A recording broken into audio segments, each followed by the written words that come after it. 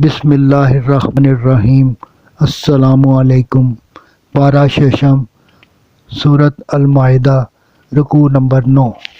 مسلمانوں کو دوبارہ تاکید کی گئی کہ یہود و نصارہ اور ان لوگوں سے جو تمہارے دین کا مذاق اڑاتے ہیں، نماز اور اذان کا تمسخر اڑاتے ہیں، یہ عقل سے خالی لعنت و غضب الہی کے مستحق ہو گئے ہیں۔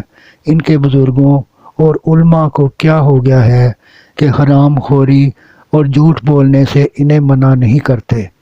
یہود کی گستاخیاں کہ اللہ کے ہاتھ بندھ گئے ہیں، اللہ نے ان پر لعنت کی اور فرمایا کہ اللہ کے دونوں ہاتھ کھلے ہیں اور جس طرح چاہتا ہے خرچ کرتا ہے، مگر یہ اپنی سرکشی، نافرمانی اور کرتوتوں کی وجہ سے اللہ کا غضب اور اس کی لعنتیں سمیٹ رہے ہیں۔ صدق اللہ العظیم۔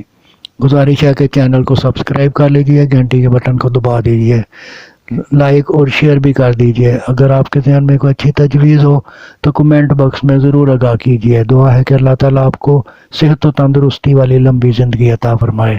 آمین آمین یا رب العالمین۔